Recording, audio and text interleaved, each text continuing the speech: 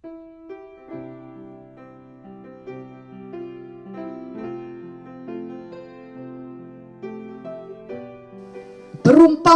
tentang anak yang hilang. Marilah kita membaca Lukas 15 ayat 11 sampai 24. Yesus berkata lagi, ada seorang mempunyai 2 anak laki-laki. Kata yang bungsu kepada ayahnya, "Bapa, berikanlah kepadaku bagian harta milik kita yang menjadi hakku." Lalu ayahnya membagi-bagikan harta kekayaan itu di antara mereka. Beberapa hari kemudian, anak bungsu itu menjual seluruh bagiannya itu, lalu pergi ke negeri yang jauh. Di sana ia memboroskan harta miliknya itu dengan hidup berfoya-foya. Setelah dihabiskannya semuanya, timbullah bencana kelaparan di dalam negeri itu, dan ia pun mulai melarat. Lalu ia pergi dan bekerja pada seorang majikan di negeri itu. Orang itu menyuruhnya ke ladang untuk menjaga babinya. Lalu ia ingin mengisi perutnya dengan ampas yang menjadi makanan babi itu, tetapi tidak seorang pun yang memberikannya kepadanya. Lalu ia menyadari keadaannya, katanya, "Betapa banyaknya orang upahan Bapakku yang berlimpah-limpah makanannya, tetapi aku di sini mati kelaparan. Aku akan bangkit dan pergi kepada Bapakku dan berkata kepadanya, Bapa, aku telah berdosa terhadap sorga dan terhadap Bapa. Aku tidak layak lagi disebutkan anak Bapa. Jadikanlah aku sebagai salah seorang upahan Bapa." Maka bangkitlah ia dan pergi kepada bapaknya. Ketika ia masih jauh, ayahnya telah melihatnya. Lalu tergeraklah hatinya oleh belas kasihan. Ayahnya itu berlari mendapatkan dia, lalu merangkul dan mencium dia. Kata anak itu kepadanya, "Bapa, aku telah berdosa terhadap sorga dan terhadap Bapa. Aku tidak layak lagi disebutkan anak Bapa."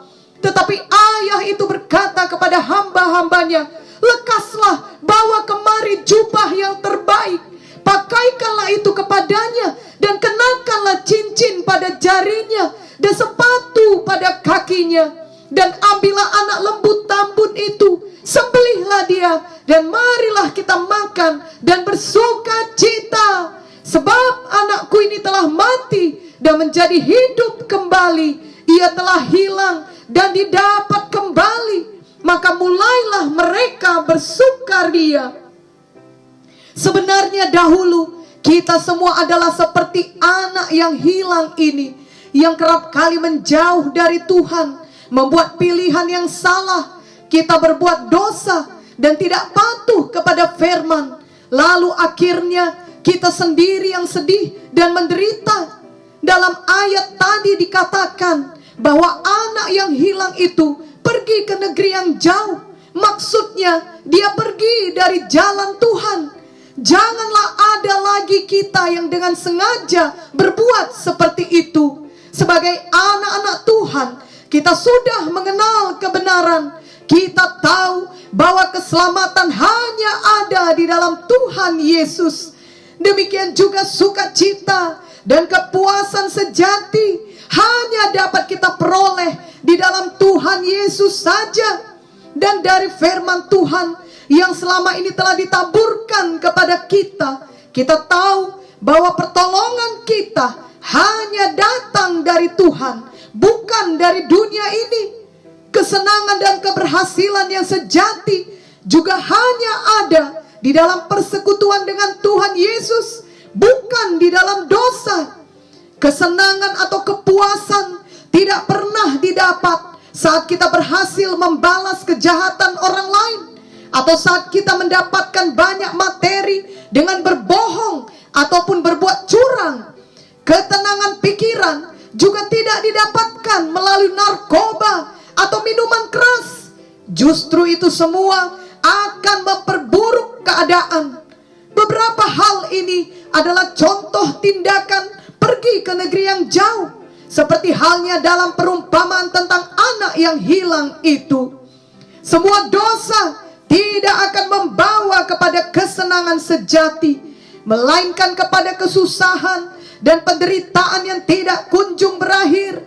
Ingatlah apa yang terjadi kepada anak yang hilang tersebut, di mana tadinya dia berpikir dia akan bahagia, tetapi justru akhirnya dia sangat menderita dan harus memakan makanan babi. Demikian jugalah yang terjadi kepada kita di saat kita memilih untuk terus berbuat dosa dan belum mau bertobat untuk kembali kepada jalan Tuhan. Awalnya tentu kita berpikir kita akan merasa senang, padahal yang terjadi pada akhirnya adalah kita merasa sangat menderita dan hati kita akan penuh penyesalan serta kesedihan. Ingatlah bahwa apa yang kita tabur akan kita tuai. Bila kita menabur dalam kejahatan atau dosa, pasti kelak kita akan menuai penderitaan dan kesedihan. Janganlah ada kita yang mau dengan sengaja memilih demikian. Marilah kita selalu mau bertobat dan berbalik kepada jalan Tuhan. Matius 3 ayat 2 berkata, bertobatlah sebab kerajaan sorga sudah dekat. Dalam kisah anak yang hilang di atas, kita melihat anak yang bungsu ini tidak sabar untuk mendapatkan bagian warisannya. Sebenarnya kelak warisannya itu pasti menjadi miliknya, namun ia menginginkan warisannya saat itu juga dan tidak bersedia menunggu. Ketidaksabaran ternyata dapat membawa akibat yang sangat tidak baik. Kebanyakan orang melihat ketidaksabaran hanya sebagai suatu kelemahan biasa dan bukanlah suatu dosa besar seperti membunuh atau berzina. Tetapi sebenarnya bila kita mengeraskan hati dan tetap memilih untuk tidak sabar dan memaksakan kehendak kita, waktu kita, dan cara kita sendiri, kita sedang berdosa terhadap Tuhan. Saat kita tidak sabar, kita menunjukkan hati kita yang berkata bahwa kita tidak mau mentoleransi penundaan. Dan saat itu kita sebenarnya sedang berkata kepada Tuhan, aku tidak percaya pada waktumu Tuhan, waktuku lebih baik. Sikap hati seperti ini sangat tidak baik karena menunjukkan kesombongan yang melawan Tuhan. Ingatlah apa yang terjadi kepada anak bungsu ini atau anak yang hilang. Setelah dia mendapatkan keinginannya, yakni bagian warisannya, dia akhirnya menuai semua konsekuensi yang tidak baik. Antara lain, dia membawa kesedihan kepada ayahnya yang sangat mengasihinya. Hal ini mengajari kita bahwa kerap kali ketidaksabaran kita dapat melukai hati orang-orang yang mengasihi kita. Selain itu, anak yang hilang ini kemudian menemukan dirinya di dalam kekurangan. Ia meninggalkan rumahnya yang aman. Demikian pula tiap kali kita tidak sabar, kita meninggalkan keamanan dan perlindungan Tuhan. Kita berjalan mendahului Tuhan, lalu kita mengalami banyak kehilangan dan kekurangan. Berkat-berkat Tuhan mengikuti orang yang patuh atau taat kepada firman-Nya.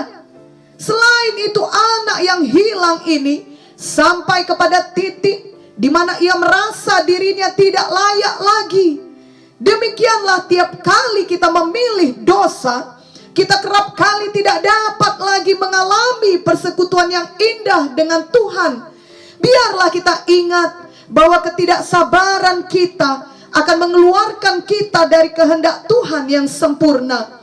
Jadi marilah kita mau menunggu dengan sabar untuk semua janji Tuhan dalam hidup kita. Marilah kita selalu menantikan Tuhan. Dalam ayat 17 di atas dituliskan bahwa anak yang hilang tersebut kemudian menyadari keadaannya. Lalu dia akhirnya mau bertobat dan dia pun pulang ke rumah bapaknya. Tentunya di saat itu hatinya sudah berubah. Ia bertobat sehingga dia rela melakukan pekerjaan apa saja. Sikap hati seperti inilah yang perlu kita miliki di sepanjang umur hidup kita. yakni dengan rendah hati kita selalu mau mengakui semua kesalahan yang diperbuat selama ini, termasuk ketidaksabaran kita ataupun dosa apa saja. Lalu kita datang kepada Tuhan Yesus dan memohon ampun kepada Tuhan. Biarlah hati kita selalu rela untuk benar-benar bertobat. Terimalah pekerjaan Roh Kudus dalam hati kita, karena hanya Roh Kudus yang dapat menyadarkan kita melalui firman Tuhan yang kita terima. Janganlah ada kita yang mengeraskan hati. Ingatlah bahwa Tuhan Yesus mengasihi kita. Ia telah datang ke dunia ini untuk menyediakan jalan penebusan bagi kita. Ia mati di kayu salib untuk mengampuni dan untuk menyelamatkan setiap manusia yang percaya kepadanya. Marilah kita benar-benar menerimanya sebagai Tuhan dan Juru Selamat kita. Dan setelah itu, marilah kita terus bertumbuh dalam kepatuhan kita kepadanya. Setiap hari kita memiliki persekutuan dengan Tuhan Yesus. Jangan lagi ada kita yang sengaja memilih pergi ke negeri jauh, seperti kisah anak yang hilang. Sebaliknya, biarlah kita semua mau bertobat dari dosa kita, mau berbalik, mau berubah, dan mau bertumbuh. Bapa di dalam kisah anak yang hilang ini menggambarkan Bapa di sorga yang sangat mengasihi kita semua, yang selalu menunggu kita pulang dan menyambut kita dengan sukacita, bahkan merayakan kepulangan kita. Tuhan bukan mau menghukum kita, justru Ia rela dihukum di kayu salib agar kita bebas dari hukuman. Tuhan mau memulihkan kita. Tuhan selalu menunggu kita pulang, menunggu kita datang kepadanya, kembali kepadanya. Jadi janganlah ada lagi kita yang meragukan kasih Tuhan kepada kita. Seberapa besar pun dosa kita, kasih Bapa jauh lebih besar, dan Bapa selalu siap mengampuni kita. Ingatlah selalu Yohanes 3 ayat 16 yang berkata, karena begitu besar kasih Allah akan dunia ini, sehingga Ia telah mengaruniakan anaknya yang tunggal, supaya setiap orang yang percaya kepadanya tidak binasa, melainkan beroleh hidup yang kekal. Biarlah tidak ada seorang pun di antara kita yang terhilang lagi, yang berarti kita tidak memiliki persekutuan dengan Tuhan Yesus. Tetapi biarlah semua kita kembali pulang ke rumah Bapa, yang berarti kita bertobat dan benar-benar memiliki persekutuan dengan Tuhan Yesus. Di sisi lain, kisah ini juga memberi petunjuk kepada orang tua yang memiliki anak yang berbuat seperti anak yang hilang ini. Tentunya di setiap hati orang tua akan terluka ketika anak yang telah dibesarkan di dalam firman Tuhan di masa mudanya kemudian memilih untuk menjauh dari Tuhan. Bila hal itu terjadi kepada kita, marilah kita terus memiliki hati yang penuh kasih dan iman, mempercayakan sepenuhnya anak tersebut kepada tangan Tuhan. Hanya Tuhan yang dapat menjamah hati manusia. Hanya Roh Kudus yang dapat membuat hati seseorang kembali haus akan kebenaran. Tuhan akan memulihkan hatinya yang terluka, dan hanya Tuhan yang dapat memberikan hati yang baru oleh kuasa Roh Kudus-Nya. Tuhan dapat memulihkan semua waktu-waktu yang dipakainya dalam kejahatan yang telah dicuri oleh setan. Biarlah tidak ada orang tua yang menyerah, melainkan tetap penuh iman, tidak bimbang, dan terus tekun berdoa.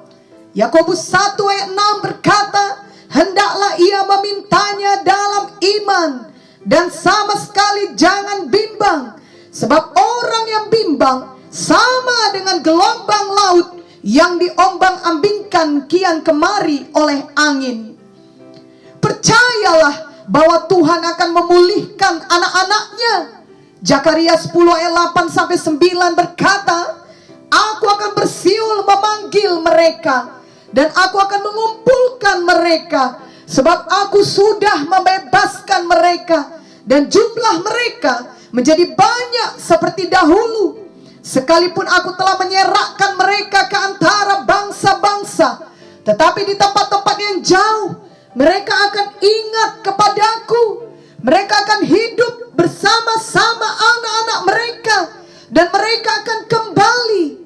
Dan Yesaya 43 ayat 5-7 berkata, janganlah takut, sebab aku ini menyertai engkau. Aku akan mendatangkan anak cucumu dari timur, dan aku akan menghimpun engkau dari barat. Aku akan berkata kepada utara, berikanlah, dan kepada selatan, janganlah tahan-tahan. Bawalah anak-anakku laki-laki dari jauh, dan anak-anakku perempuan dari ujung-ujung bumi. Semua orang yang disebutkan dengan namaku, yang kuciptakan untuk kemuliaanku, yang kubentuk dan yang juga kujadikan. Biarlah setiap orang tua tetap percaya bahwa anak-anaknya, baik itu anak rohani maupun anak badani, akan kembali kepada Tuhan, akan dikumpulkan Tuhan, akan dipulihkan Tuhan. Dengan iman, mari kita tetap berdoa untuk kepulangan mereka yang penuh sukacita. Janganlah ada pula kita seperti anak yang sulung, yang tidak bersukacita melihat kepulangan adiknya. Dalam ayat selanjutnya, yakni Lukas 15 ayat 25-32, anak yang sulung ini tidak senang melihat adiknya mengalami pemulihan oleh bapaknya. Janganlah ada kita yang bersikap demikian. Janganlah kita menggerutu atau mengeluh ketika ada orang yang diampuni dosanya atau diselamatkan. Jangan kita merasa iri jika orang lain dipulihkan dan diberkati. Marilah kita ikut bersuka cita. Bahkan seharusnya kitalah yang mencari orang lain untuk diinjili, sehingga mereka menerima keselamatan dan hidup mereka diubahkan. Amin.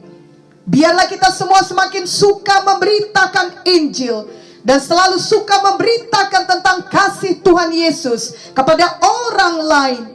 Roma 10 ayat 13-15 berkata, sebab barang siapa yang berseru kepada nama Tuhan akan diselamatkan. Tetapi bagaimana mereka dapat berseru kepadanya jika mereka tidak percaya kepada Dia? Bagaimana mereka dapat percaya kepada Dia jika mereka tidak mendengar tentang Dia? Bagaimana mereka mendengar tentang Dia jika tidak ada yang memberitakannya? Dan bagaimana mereka dapat memberitakannya jika mereka tidak diutus? Seperti ada tertulis, betapa indahnya kedatangan mereka yang membawa kabar baik. Jadi marilah kita selalu membawa kabar baik kepada sebanyak-banyaknya orang yang dapat kita jangkau. Beritakanlah Tuhan Yesus bahwa hanya Dialah juru selamat, sehingga banyak anak yang hilang dapat pulang kembali ke rumah Bapa di sorga. Amin.